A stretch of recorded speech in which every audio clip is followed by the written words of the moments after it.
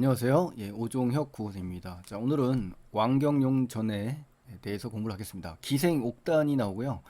가약을 맺은 주인공 왕경용이 재물을 탕진하고 기생어미의 관계로 쫓겨납니다. 그래서 온갖 고생을 하다가 암행어사가 되고 옥단과 재회한다는 내용입니다. 자, 그럼 본문으로 들어가겠습니다. 자, 앞부분 줄거리인데요. 왕경용은 아버지가 이제 왕강노라고 나옵니다. 사실은요. 전체 소설에서 상인에게 빌려준 돈을 받아서 절강으로 돌아가던 중 서주에서 기생옥단을 만나 함께 살게 된다. 즉 동거를 하는 장면이죠. 그래서 절강은 이제 중국의 그 저장성이라고 있습니다. 그 저장성, 절강성이라고도 하는데요. 서주는 이제 장수성 또는 강소성 쉬저우시라고 합니다. 이게 서주. 호수의 나라, 그렇죠? 굉장히 아름다운 정원들이 많이 있는 걸로 알고 있습니다. 물의 도시인데요. 여기서 기생옥단을 만나 함께 살아갑니다. 그래서 기생어미, 즉 창모라고도 합니다. 창모, 기생어미예요. 경룡의 재물이 떨어지자, 왕경룡의 돈이 떨어지자 노림에서, 노림이라는 지역에서 죽이려고 합니다. 이 경룡은 겨우 목숨을 부지하고 천신만고 끝에 살아서 떠돌게 되는 거예요. 유리 걸식하고 갓난 신고하는 고생을 하고 있는 거죠. 이후에 어렵게 살아가던 비참하게 살던 이 경룡이 옥단을 다시 만나서 재회를 하죠. 잃었던 재물을 옥단의 기지, 즉 옥단의 어떤 슬기로이 이 재치로 되찾아서 절강으로 다시 가려고 합니다. 자, 이것이 이제 줄거리인데요. 이 줄거리 내용도 간단치가 않습니다. 잘 정리를 하셔서 확실하게 이해를 하시고 넘어가셔야 돼요. 자, 그래서 전략의 내용은 이제 간단히 말하면 왕경룡은 주인공입니다. 주인공. 그래서 아버지의 심부름으로 절강을 떠나서 상인 아버지의 채무자에게서 돈을 수령하는 거예요. 그래서 절강으로 귀환하는 도중 우연히 서주에서 옥단을 만난다. 절체절명의 고비를 넘기고 방랑을 하는데 유리걸식하는 상황에서 옥단과 재회하게 되는 거죠. 그래서 옥단의 도움으로 재물 되찾고 절강으로 가고자 하는 거고요. 그렇죠?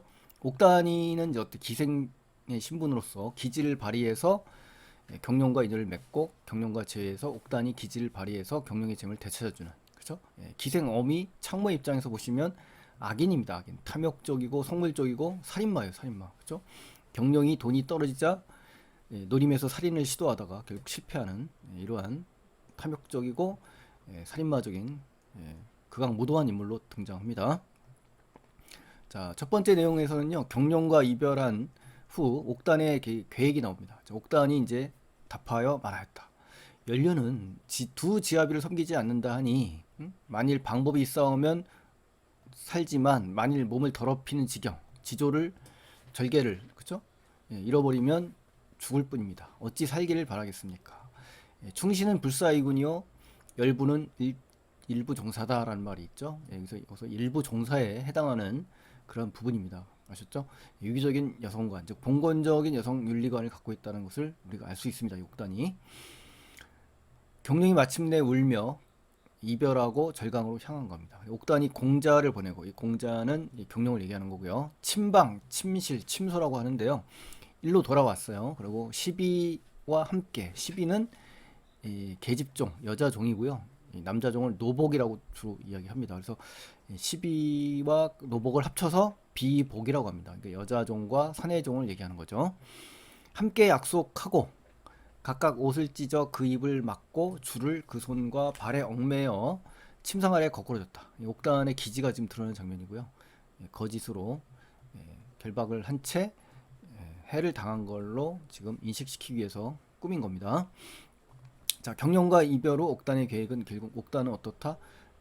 슬픈 이별을 하고 시비와 약속해서 침실에서 해를 입은 것처럼 위장하는 그런 상황이다라는 겁니다.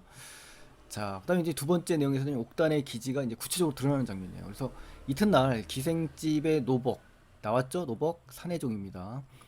경룡의 일행과 말이 없어진 것을 보고 기생어미에게 고하니 기생어미가 취함을 이기지 못하여 머리를 들고 일어나 옥단의 침실로 가서 보니까 역시 옥단과 시비가 당한 상황이죠. 죽은 듯. 기생어미가 이제 깜짝 놀랐어요. 대경에서 구원하니 구조하니 짐짓 깨어난 채 하며 말하였다. 이 짐짓이란 단어 일부러 고의로, 그쵸? 이런 단어들 중요합니다, 여러분. 내가 어째 공자를 보지 아니하려고 했는데 공자는 누구예요? 경룡입니다. 모친이 지극히 권해서, 그렇죠? 기생어미가 지극히 권해서 이렇게 되었으니 누구를 원망하리요. 공자가 비록 노리맷의 원한을 잊었다 하나, 잊었다고 얘기했겠죠. 간밤에 취침할 때 서로 합방치 아니함을 내가 이상히 여겼더니 밤이 깊은 시간에 가만히 그 종놈을 불러들여와 금은보화를 다 가져갔다. 뭐 이런 얘기네요. 그렇죠? 우리를 결박하고 죽이려고 하다가 공자가 이를 알고 살렸으니 욕범, 욕범이라는 것은 첩이, 욕범이라는 것은 옥단이 결박당한 채 침상 아래 쓰러진 거죠. 가히 원통치 아니하나, 그죠? 원통, 분통, 비분 관계라고 합니다. 가산, 재산을 다 잃었사오니 어찌 통탄치 아니하겠습니까? 그러면서 이제 이게 꾸민 이야기입니다. 그죠? 옥단의 그 꾸민 내용들이 지금 드러나는 거예요. 첩이 묶일 때 그 약속하는 말 엿들었는데 우리가 추적할 것을 두려워서 서주 관청에 머물다가 도망가자고 했으니 속히 가서 잡으세요라고 하는 겁니다. 이것도 이제 결국 뭡니까? 서주 관청에 가서 어떻습니까? 그 기생어미를 어떻습니까? 그 폭로하려는 그 장소가 바로 이 관청입니다, 여러분. 다 의도적인 거죠. 그래서 옥단의 기지가 이제 구체적으로 드러난 장면입니다. 기생어미가 이제 우둔하다는 거를 우리가 알 수가 있고요. 경룡의 일행과 말이 사라지고 노복이 보고 취한 장모는 간신히 옥단의 침도로 향했는데 놀라게 되겠죠. 옥단이는 이제 지략이 굉장히 높고 꾀가 많고 현명합니다. 그래서 자업자득이니 원망하지 말라라는 말이죠. 창모의 권유로 벌어진 일이니까 공자의 이상한 점보다 노림에서의 원한이 신경 쓰인 겁니다. 그렇죠? 또 간밤에 협박을 안 하는 거, 이 두 가지 점이 이상했다는 거고요. 결과적으로 심야에 공자의 종자가 모든 재물을 탈취했다. 그죠? 그래서 옥단의 심정은 어떻다? 봉변당한 일은 억울하지 않지만 재물을 강탈당한 것은 한스럽다라고 이야기를 의도적으로 꾸며서 이야기하는 겁니다. 불행 중 다행이란 말도 합니다. 공자의 종자가 옥단과 시비를 죽이려고 했지만 공자가 구해줬다는 거죠. 또 해결책을 또 알려줍니다. 이 기생어미에게. 침실에서 내가 엿들었는데 공자의 일행이 추격에 대해 두려워서 서주 관청에 임시 대피하다 추후에 도망갈 예정이다. 그러니까 빨리 가서 일망타진해라 라고 이제 요청하는 장면입니다. 자, 세 번째 내용인데요. 옥단의 폭로와 원만한 해결이 되죠. 기생어미가 이제 이웃 사람을 모아서 말을 타고 서주관청에 이제 왔어요. 그죠? 그래서 옥단이 갑자기 이제 기생어미를 말에서 끌어내립니다. 완전히 태도가 돌변했죠? 관청 서리와 이웃 사람에게 이제 고하여 말하였습니다. 옥단이 이제 관청에서 창모에게 강압적인 태도로 이제 바뀐 겁니다. 첩이 본래 양갓집 자식이다. 그러니까 이제 옥단이의 출신이 지금 나왔어요. 좋은 집안의 자식이네요. 부모님을 잃었어. 조실 부모. 그래서 의탁할 곳이 없었다. 고아네요, 고아. 할미, 여기서의 할미는 이제 기생어미입니다. 기생어미에서 할미라는 이름으로 바뀌면서 호칭의 변화도 있다라는 거 확인하시고요. 나의 자색을 보고 어떤 미모라고 할 수가 있는데요. 이 양녀를 삼아서 여러 사람들에게 값을 취하려 하니, 그러니까 돈을 벌 목적으로 이제 수양딸로 삼은 겁니다. 그래서 어찌 어미와 딸 사이에 의리가 있겠습니까? 그죠? 네. 전날에 과거에 절강 사는 왕경룡이 마침 저를 보고 흠모를 했어. 이제 사모를 했는데 그래서 돈을 수만금을 들여 저를 아내로 맞아 평생 100년 해로하려 했더니만 저 할미가 기생어미죠. 음모를 꾸며서 노림에서 죽이려 했다. 폭로하는 장면이에요. 그래서 경룡께서 다행히 벗어나 탈출해서 맨몸으로 고향으로 돌아가셔서 첩을 사모하여 다시 사모해서 다시 재물을 가지고 어제 다시 왔었더니 저 할미가 또 재물을 또 뺏으려 하니 공자가 그 기밀을 눈치채고 대피를 했다. 그런데 이 할미가 다시 데리고 와서는 재물을 빼앗고 공자를 죽이려 하였기에 첩이 거짓으로 함께 모의를 하는 듯 하여 왔으니 당초의 일의 과정은 이웃 사람이 다 아는 바다. 어찌 그것을 거짓으로 알아낼 수 있겠냐라고 하면서 옥단의 그 폭로의 장면이 지금 잘 서술돼 있어요. 하고 통곡하며 기생어미를 끌고 송사에 나가려 했다. 고발하려는 거죠. 자, 세 번째 페이지입니다. 이 일은 이웃 사람들이 다 아는 바다. 밤사이의 음모를 믿고 모두 옥단이 옳고 기생어미가 그러다고 이제 인정을 한 겁니다, 얘네들이. 그래서 왕공자가 재물을 훔쳐 도망갔다고 거짓말하여 우리들에게 쫓아가자 해서 왔다. 만약에 공자를 죽이려고 했더라면, 그렇죠? 어찌 우리가 따라왔겠냐라고 하면서 추가 증언을 해주는 겁니다. 서리들이 또한 노림의 일을 다 알고 있어서 기생어미를 꾸짖어 도적이라고 말합니다. 어떻게 보면 이제 살인마죠, 살인마. 그렇죠? 예, 옥단에게 권해 송사하게 하였다.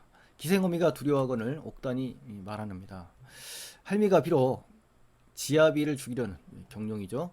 음모를 꾸몄으나 나를 길러준 은혜가 있으니 일단 관아에 송사하지는 않겠다. 그러면 나를 끝까지 조건이 있다. 수절을 지키게 해서 협박하지 않겠냐. 수절을 지키게 하고 또 협박해서 수절을 지키지 못하도록 하지 않도록 해달라, 뭐 이런 얘기겠죠. 기생어미가 허락하거늘 옥단이 서리를 청하여 문서를 쓰게 합니다. 옥단이 서리를 청해서 문서를 쓰고 이웃 사람에게 서명하게 합니다. 그러니까 이것도 정확히 알아두셔야 됩니다. 이웃 사람인지 아니면 서리인지, 그렇죠? 이렇게 해서 자세한 해석을 좀 하셔야 됩니다. 요즘 그 시험 경향이 굉장히 자세해지고 있어요. 정보를 자세히 꿰뚫고 있어야만 풀 수 있는 문제들이 많이 있습니다. 여러분께서 대충 읽으려고 하는 그런 연습보다는 정확하게 단어 하나 꼼꼼히 공부하는 연습을 하시면서 더 빨라지셔야 됩니다. 많이 할수록 빨라지거든요. 그러니까 이제 대략 보면서 많이 하지 마시고요. 꼼꼼히 하면서 꾸준히 일관되게 이렇게 하시는 것이 더 훨씬 고전 소설을 잘할 수 있는 비결입니다, 여러분. 그러니까 이런 설이라든가 이 문서라든가 서명이라든가 이런 단어가 눈에 안 들어오면요 그냥 넘기게 되거든요. 그러니까 단어를 익숙하지 않아서 넘기는 문제가 더 시급합니다, 여러분. 단어를 몰라서 안 보이는 것처럼 보이게 되기 때문에 단어를 꼼꼼하게 정리하시라는 얘기입니다. 자, 그 다음에 자, 기생어미가 이렇게 됐단 말이에요. 어와 하면서 돌아와서 북루는 누각의 집의 북쪽에 있다. 북쪽이 집이 있는데 북쪽에 누각이 있는데 그게 북루. 북쪽에 있으니까 북루라고 하겠죠. 그래서 사람들이 이렇게 불러서 북루라고 했다고 합니다. 그러니까 옥단이가 살고 있는 집인 거죠. 시비를 불러 쌀을 빌어 조석으로 바치겠다. 그러니까 빌어 먹은 거니까 굉장히 가난한 그런 상황이라는 걸 알 수가 있겠고요. 그 시비 또한 정성으로 쌀을 빌어 낭자를 구원하니 그 시비의 이름은 난영이었다. 난영이네요. 또한 자색이 있고 성품이 타인을 더불어 즐기는 것을 좋아하지 않아요. 정숙한 그러한 그 시비네요. 본래 옥단이 양갓집에서 데려온 시비였다. 출신이 양갓집에서 그죠? 함께 온 그런 종이었어요, 여자종. 기생어미가 옥단을 해치고자 하나 이웃이 할까 염려했다. 그러니까 이제 호시탐탐 이제 기생어미는 옥단을 해치려고 하고 왕경령을 죽이려 하고, 그게 결국 뭡니까? 살인마죠, 뭐 살인마, 그렇죠? 이런 거에 이제 노심초사 하고 있는 장면 우리가 확인할 수가 있겠고요. 자, 세 번째 내용에서 정리를 할까요? 옥단이는 이제 폭로하는 장면입니다. 그래서 옥단이 창모를 말에서 거칠게 끌어내리는 장면, 요게 태도 변화를 행동으로 지금 드러낸 거고요. 옥단의 내력이 소개되죠. 또 창모가 나를 외모로 판단했어요. 그래서 양녀로 돈벌이에 이용하는 모녀의 정이 없다, 이렇게 얘기하고, 예전에 왕경령은 어떻다? 거금을 지불한 후 옥단과 혼인하려고 했지만 돈이 떨어지니까 노림에서 경령을 주기로 했고 공자 맨몸으로 무사히 귀향했다. 어제는 옥단에 대한 공자의 사랑이 깊어서 다시 재물을 가지고 또 돌아왔다. 그래서 창모가 또 죽이려고 하고 재물을 강탈하려고 하니까 공자가 눈치를 채고 피신했고, 옥단의 꽤 어떤 겁니까? 할미와 거진 모의하는 척하면서 공자 일행이 서주 관청 임시 대피 중이니 일망타진하라고 정보를 거짓으로 한 겁니다. 그래서 통곡하며 창모를 송사에 맡기려 했고 이웃 사람들의 추가 증언까지 나오는 그러한 스펙타클한 아주 굉장히 짧은 내용인 것 같아도 내용 스토리가 아주 탄탄하게 되어 있습니다. 또 서리들은 이성적인 판단을 했죠. 노림 사건을 평소 인지하고 있었고 창모를 질책하고 도적이라고 하면서 뭐라 세웠습니다. 옥단에게는 송사를 권유하고 부추기고 있는 장면이에요. 근데 이제 옥단이는 어떻게 이제 결론을 내렸냐? 기생어미도 역시 두려워하고 있는 상황에서 옥단은 기른 은혜도 중요하다 그러면서 송사까지는 하지 않았어요. 그래서 송사 처해 조건으로 나를 수절케 해달라, 기생이니까 협박도 하지 말아달라 하면서 문서, 공증서를 지금 써준 겁니다. 그렇죠? 서리가 문서를 써주고 이웃 사람이 거기에 날인하는, 그렇죠? 이렇게 해서 완벽한 증서를 지금 쓴 겁니다. 북로 기생집인데요. 12난영에게 조석으로 쌀을 바치게 해서 옥단의 궁핍한 삶을 도와주는 그러한 그 인물로 나옵니다. 12가. 시비 난형에 대해서 볼까요? 정성을 다해 옥단을 구원하는 시비고요. 자색과 성품이 온순하고 양갓집에서 데려온 시비다라고 정보가 나왔고요. 창모의 끊임없는 해악질은 어떻습니까? 이웃을 의식하고 있으면서 언제까지나 이제 어떻습니까? 옥단을 해치려고 하고 있죠. 노심초사하고 있는 그런 장면입니다. 우리 창모 기생어미요. 자, 이제 네 번째 부분 갈까요? 기생어미의 또 다른 계략이 나왔어요. 한편 전날 조씨 상인이라는 인물이 또 나왔네요. 금은을 받은 바가 있어서 옥단을 어찌할 수 없죠. 첩으로 드려야 되는데, 그쵸? 돈을 주고 금은을 돌려받으러 왔어요. 이제 할 수 없이. 근데 기생어미는 그 돈이 아까워가지고 굉장히 속물적이고 아주 탐욕적이죠. 몰래 약속해서 은밀하게 일일이 하시오라고 이제 계략을 좀 꾸미는 장면이에요. 몇 개월 뒤에 드디어 이제 이 계략이 속속 드러납니다. 기생어미가 옥단을 구박하는 게 이제 첫 번째입니다. 여기서는 자, 그러면서 내가 공자를 위하여 나를 배반하고 비록 내 집에 있었으나 이익되는 것이 없으니 나가라 쫓아내는 장면이에요. 그죠? 이에 앞서 그죠? 이런 말을 하기 이전에 또 꾸며놓은 게 있어요. 기생어미가 이제 마을에 있는 이제 장사치 할미가 있는데 많은 재물을 주고 이제 예, 시키는 거죠. 비밀리에 이제 약속을 하면서 뇌물을 주고 시키는 장면이에요. 옥단이 쫓겨났어요. 시비하나를 거느리고 난영이죠. 돌아갈 것이 없어서 또 통곡을 하고 있네요. 그죠? 길에서 한할미가 그 까닭을 묻고 거짓으로 이제 거짓 우리 짐짓이란 단어 앞에서 배웠죠. 우는 체하며 말했다. 이런 것들이 이제 바로 일일이 하여라에 해당되는 내용들입니다. 제가 마냥 낭자가 정조를 지키려 고생스럽게 쌀을 빌어 입에 풀칠한다. 호구지책이죠. 호구지책. 가난한 삶, 생계를 위해서 지금 겨우 먹고 사는 방책이 호구지책입니다. 우리 흥부전에 보면 나오죠. 흥부전. 자, 허생전 같은 작품에도 나오고요. 불쌍하게 여겼는데 이제 다시 쫓겨나 의탁할 곳이 없으니 누추한 내 집에서 머물도록 하시오. 이렇게 배려와 어떻습니까? 정성을 다해서 관용적인 그렇죠? 이런 착한 척하는 이 장사치 할미의 모습이 지금 드러나고 있습니다. 자, 그 기생어미의 또 다른 계략이 결국 나왔죠. 옥단의 축출을 먼저 합니다. 그래서 전에 조씨 상인에게 금을 받고 옥탄을 넘기려 했지만 실패해서 돈을 반환해야 하는 상황이었어요. 그래서 돈이 아까워서 은밀한 모략을 지시했습니다. 그러니까 옥단이를 노상에서 납치하자 뭐 이런 얘기겠죠. 장사치 할미에게 뇌물을 주며 은밀한 약속을 합니다. 그래서 몇 개월 뒤 옥단을 괴롭히고 집에서 내쫓은 이러한 상황이에요. 그래서 옥단과 난영은 길가에서 통곡하고 있고 장사치 할미는 옥진에게 길에서 거짓 동정을 하며 자기 집을 유인합니다. 그렇죠? 옥단입니다, 여러분. 옥단, 옥진이 아니라 옥단이에요. 자, 그런 다음에 두 할미의 속임수로 옥단은 이제 통곡을 합니다. 그죠? 낭자가 다행스럽게 여겨 감사하고 따라가 할미 집에 거처했어요. 이런 걸로 볼 때는 앞에 그 처음 부분에서는 어때요? 굉장히 이 옥단이가 이제 지혜롭고 재치가 있는 줄 알았는데 이렇게 허락허락 당하는 걸로 봐서는 또 이제 에, 태도의 변화 또 어떻게 보면은 굉장히 똑똑한 것 같았습니다만 이런 장면에서는 또 실망스러운 부분도 없지 않아 있습니다. 할미 집에 거쳐야 했는데 한 달이 지나자 할미가 말했다. 수작을 부리겠죠. 그렇죠? 저는 낭자가 절개지킴을 어여삐 여겼습니다. 하여 가산을 팔아 입마를 갖추어 낭자를 데리고 절강으로 가고자 합니다. 가게 되면 공자로 하여금 돈을 치르게 해서 돌려보낼 수 있겠냐라고 이제 이야기하는 거죠. 표리부동하고 양도구력, 그렇죠? 겉과 속이 다른 그러한 이 할미의 그 태도가 지금 나오고 있는 겁니다. 옥단이 그 말을 다행히 여겨 감사히 말하고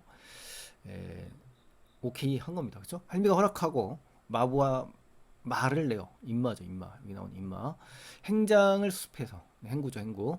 나를 받아 길을 떠났다. 여러 날 말에 서주의 경계에 이르니 자, 서주 경계 장소입니다. 갑자기 사람들이 길을 막고 구박하면서 이제 납치하는 장면이에요. 옥단이 할미를 불렀지만 여기서 할미는 장사치 할미입니다. 장사치. 그렇죠? 기생집 어미가 아니에요. 간 곳이 여건을 무리에게 말했다. 무슨 까닭으로 너희가 나를 위협하여 가는 거냐? 그랬더니 우린 조씨상인이 시킨 대로 낭자를 맞이하여 데려가거늘 무슨 위협이 있겠소? 라고 하는 거죠. 옥단이 몹시 통곡하며 내가 두 할미에게 속았구나 하면서 현실을 인식한 겁니다. 하고 말에서 떨어지니 무리들이 부둥켜 안아 옥단을 말에서 태웠다. 강제 지금 납치를 당하는 장면이네요. 자, 그래서 두 할미의 속임수로 옥단은 통곡하는 장면이고요. 옥단은 장사치 할미에게 애초에 감사하며 집에서 생활을 했었는데 한 달 후 공자가 많은 돈을 치르라고 하면서 절강으로 데려간다고 하면서 꼬시는 장면이에요. 옥단은 이제 대답을 했고 앞부분에는 기지가 넘치지만 후반부에는 오히려 혈맹이 잘 넘어가는 그러한 인물로 바뀌어 있네요. 그리고 서주 경기에 도착하자마자 강압적으로 납치당한 장면이에요. 조씨 상인의 지시라고 말하고 있고 두 알미의 속임수를 알고 옥단은 통곡해 하는 그런 장면으로 지금 끝납니다. 자, 핵심 정리 가시면 이제 애정 소설, 송사 소설이 되겠고요. 역경을 극복하고 성취낸 아름다운 사랑이 핵심적인 내용입니다. 그래서 연정적, 추리적, 사실적, 애상적인 성격을 띠고 있다. 이렇게 기억하시고요. 서술상 특징에 가시면은 이제 송사 과정에서 추리 소설적 기법이 쓰여 있고 사랑과 애절한 이별 등이 드러나 있고 기생어미의 관계가 아주 그 주요한 갈등의 원인이 되겠네요. 또 갖은 고생 끝에 이 경룡은 과거 장원급제한다. 해피엔딩으로 끝나는 거예요. 그리고 고전사들의 상투적 운연성에 의한 사건의 해결이 아니라 필연성에 의한 사실적 수법이 이 소설의 특징이라는 것도 알아두시기 바라겠고요. 작품의 배경이 이제 명나라로 설정되어 있다는 점, 또 고난과 위기를 극복하고 사랑해 나가는 과정이 실감나게 그려져 있다. 그래서 대중들의 흥미를 자아내는 그런 작품이라는 것까지 기억을 해주시면 좋겠습니다, 여러분. 그 전체적인 줄거리 한번 보시고요. 이걸 보시면 전체적으로 이해하기 편하게끔 돼 있습니다, 여러분. 자, 그 다음에 이제 만남과 이별의 서사 구조도 역시 한번 정리를 하셔가지고 해피엔딩이 되는 과정, 그죠? 만남 이별, 만남 이별. 우리 그 김시습의 이상규장전인가요? 거기서도 이제 이러한 과정들이 나오는데요. 만남과 이별 이런 과정들을 중복되고 있다는 거 정리하시면 좋겠습니다, 여러분. 자, 그래서 오늘은 여기까지 정리하고요. 왕경연전 재미있는 소설입니다, 여러분. 그래서 중요하고요. 자, 그래서 오늘은 여기까지 하겠습니다, 여러분. 자, 도움이 되셨다면 구독 안 하신 분들은 꼭 구독 버튼 눌러주시고요. 좋아요 버튼 눌러주시면 대단히 고맙겠습니다, 여러분. 다음 시간에 꼭 뵙겠습니다, 여러분. 감사합니다.